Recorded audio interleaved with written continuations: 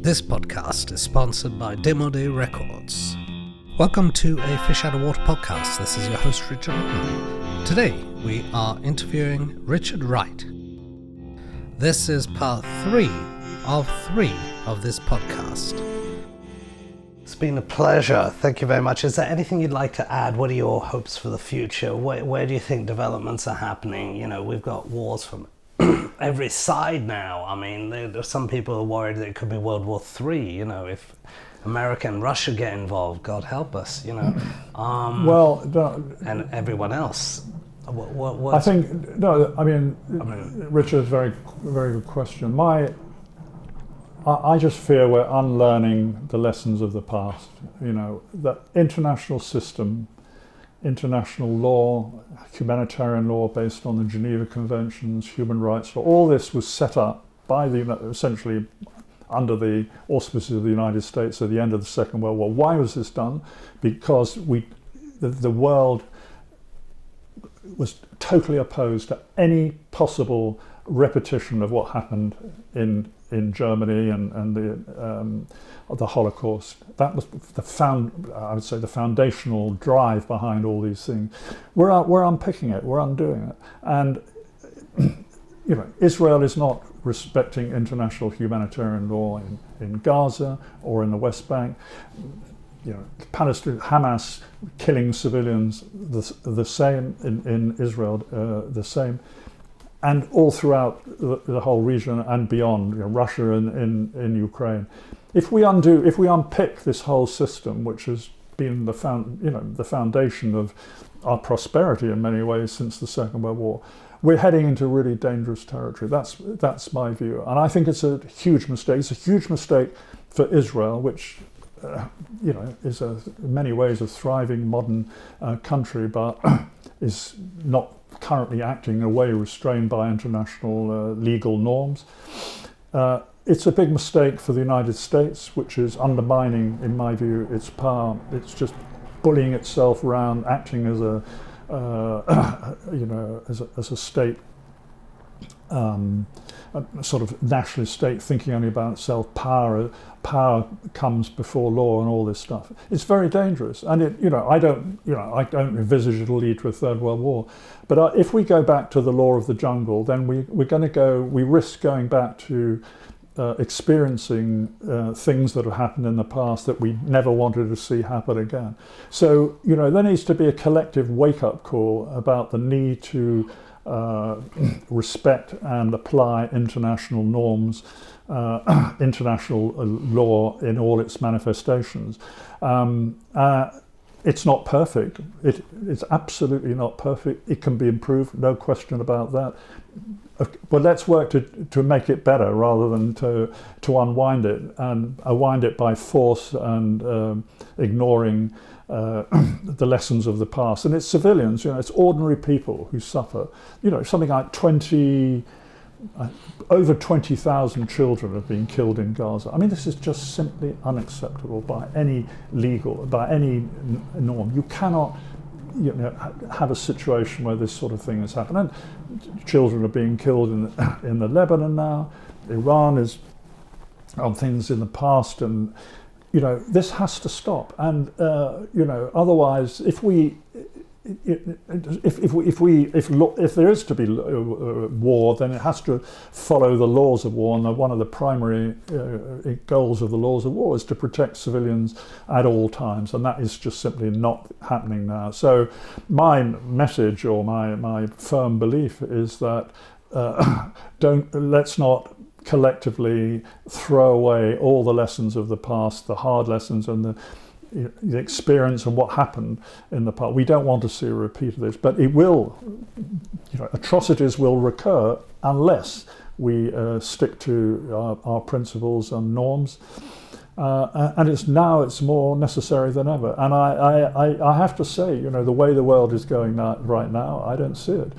If a country, Russia, invades Ukraine, this is a direct violation of the sovereignty of a UN member state, which, you know, voted to become independent after the collapse of the Soviet Union. This is a violation of Article 2 of the United Nations Charter, you shall not acquire territory by force. It's very simple. It's nothing complicated. It's a direct violation of the United Nations Charter.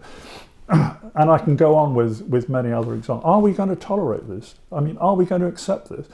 Because that's the way in which the current world is progressing.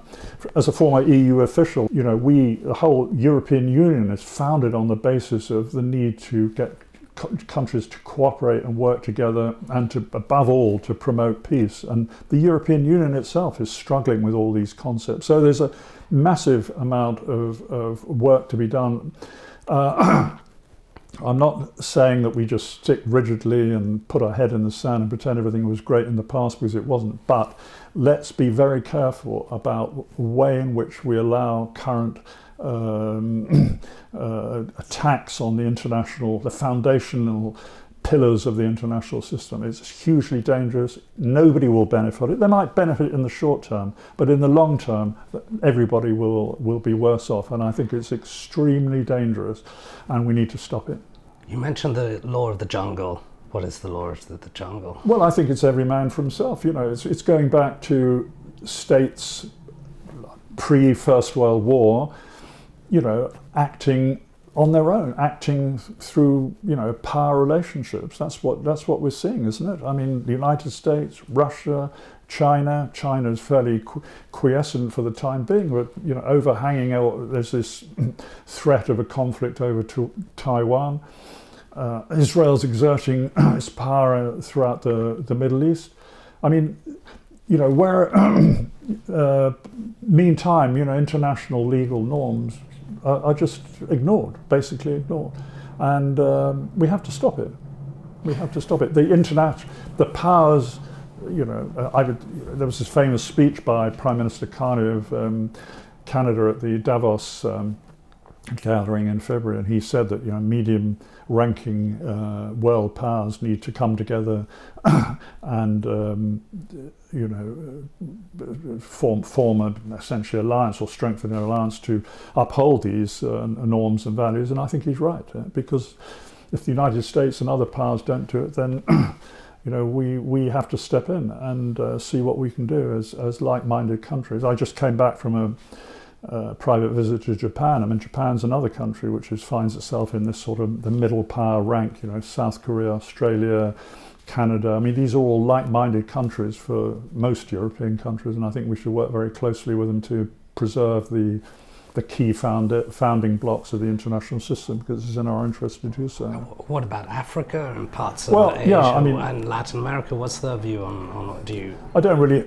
Look, I mean, I'm just, of course there are other countries in Africa and Latin America could also be part of this group, but I'm just really talking from a sort of traditional Western countries perspective. But no, I mean, it's certainly in their interest as well. I mean, I don't think that they're going to gain anything from a power grabs or, action which is, opposing international law. I mean, Sudan is another example where there's, today there's dreadful things happening. Well, we will have to see, but right now it doesn't look great. And, in our country, in the United Kingdom, we're certainly a sort of medium power, and we can't do things on our own. We have to work with other countries.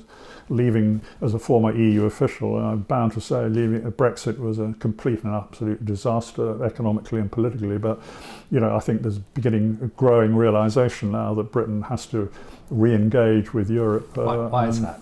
Why is that? Why is that? Because we're geographically close, we have like-minded principles and values, and it's our interest, economic and political, to do so. And it's already happening, actually. I mean, it's happening, it's happening economically, because we're trying to get closer in terms of better access to the market that we left.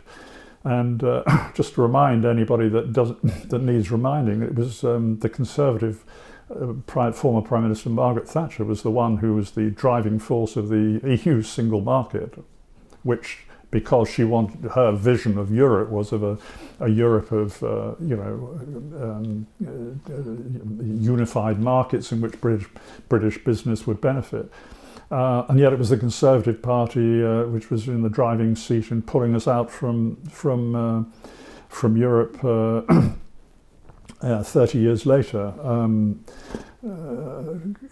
A massive mistake. So Britain needs to re-engage with Europe, and which is beginning to happen now, too slowly in my view. But and there were two sections today in Britain, like there's the mainstream parties, but then there's sort of other parties which have become more popular. The Reform on one side, and then you have the Greens. And what's your opinion on that? They have totally opposing view. For example, Farage would say that Britain's economy is doing better than it was if it had stayed in the EU. What's your opinion? Well, and the Greens would say probably, I'm not quite sure what their policy is. Look, I mean, all serious economic analyses, whether it's the British Treasury, the Bank of England, the IMF, the OECD, and more recently National Bureau of Economic Research in Washington, have all shown that there's been a big hit from Brexit. The cost, the amount of it may vary, but the last one from the NBER in Washington was that Britain's economy has suffered a 6 to 8% hit from Brexit. Now, that, in GDP terms, I mean, that is big money. That's, in terms of government receipts, is sort of £100 billion plus. And, I mean, if we had £100 billion plus in the budget, the current government would be able to do a lot more than it's currently able to do. So I think the economic arguments that were put forward by the Brexiteers were just a pack of lies, to put it very simply. There was fantasy stuff. The big argument was, the real argument is on immigration, but even on that, I think there's a softening view in Britain. And this country needs immigrants. And immigrants have essentially been well integrated, in my view, into the country, and certainly European immigration from Europe, which was quite significant at one point. It was not a threat to the country, but rather brought a lot of benefits. So I just simply, this economic argument for me is nonsensical. The political argument is that Britain, we've lost influence in the world and in Europe as a result of not being incorporated in the club, if you like. And I used to work for 4 or 5 years in a committee preparing meetings of foreign ministers. Britain had a huge, when Britain was a member, Britain had a massive influence. We had very good foreign ministers like David Miliband and William Hague from 2 different parties, but they had influence, they were listened to. We don't have that anymore. They're not at the table. It's a huge, huge mistake. If we were in Europe, Europe would be stronger and Britain would be stronger. I have no doubt about it at all. And we will re-engage on worse terms than when we left. Thank you very much. I'm going to make one more phone call and then I think we'll wrap up. Thank you very much.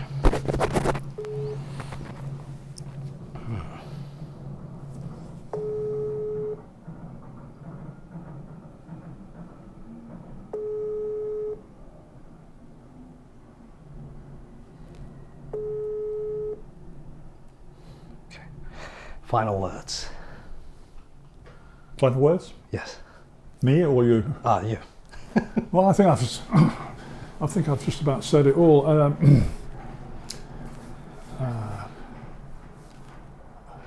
No, I perhaps just to finish by I think everybody who works in this, going back to Israel-Palestine and Middle East, everyone who works in this field feels has a sort of stake in it. You can't sort of work for UNRWA and probably other organisations and just walk away and forget about it. It's very much part of your DNA, and I think my overriding wish is for some political progress to be made, but as I said, it will require enlightened leadership and statesmanship, which is in short supply, if non-existent right now. That's what I really find distressing. I would like to say, I'm certainly in a modest way, but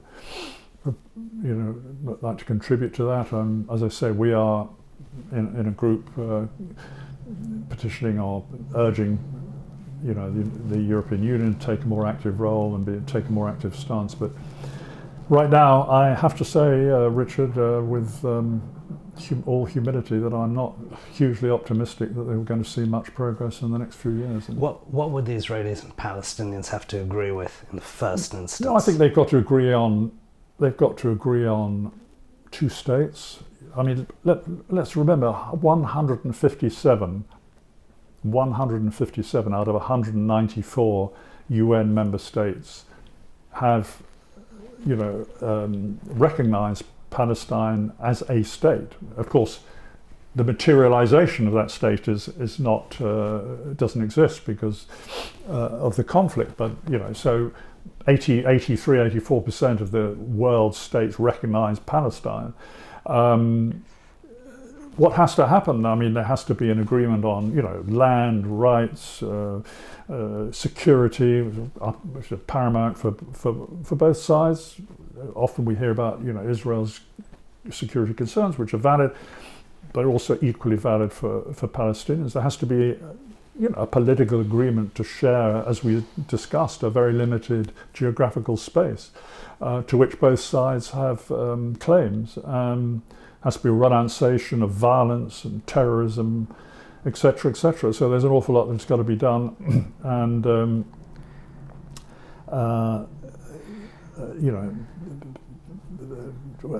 a serious process begun towards that end. But it's just not happening. And my argument would be, as the days go by, that it just gets more difficult. It doesn't get any easier. But who would supervise all of this? What if there were breaches? Let's imagine that there were 2 states. Well, then you have to have, Richard. I mean, breaches. You need some form of,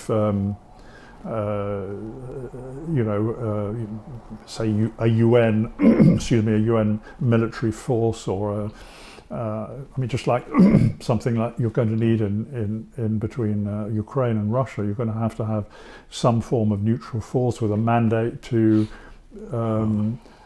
act and prevent breaches. I mean, it depends on the scope of the mandate. But I mean, no, you're right. Of course there can be breaches, but they're breaches now, Richard. They're breaches now.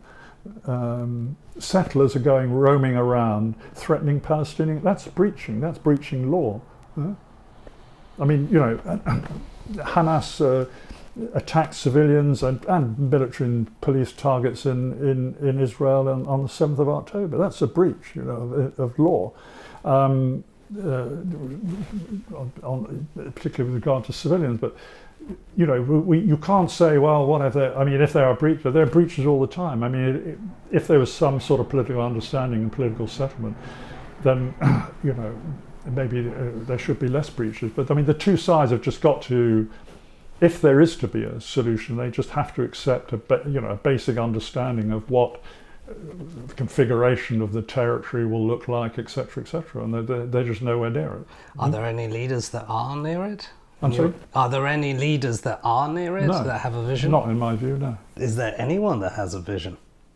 I think there's a vision. I mean, I think there are people with visions, but I mean, how? I don't think I haven't heard, and maybe there are my lack of knowledge. I haven't heard of anyone with a serious plan about how to move a political process forward at the current time. I mean, there's wars going on out there. It's not the time where this is going to take place. There have been efforts in the past, of course, Oslo Accords, and then during the Obama time, John Kerry, the Secretary of State, made efforts to try and move things forward, but it all sort of ended, without any permanent solution. And now we find that the arrangements, in West Bank, the areas ABC now are under threat because of encroachment by settlers. This is not a solution. This is just going to create more conflict for everyone, and it's not a good thing. Right, Richard, thank you very much for the insights. I think I've run out of things to say. Thanks very much for your time, Richard. Nice to see you. Thank you for listening to a Fish Out of Water podcast. This is your host, Richard Lippman. Should you have any questions, comments, or suggestions, please get in touch. This podcast is sponsored by Demode Records.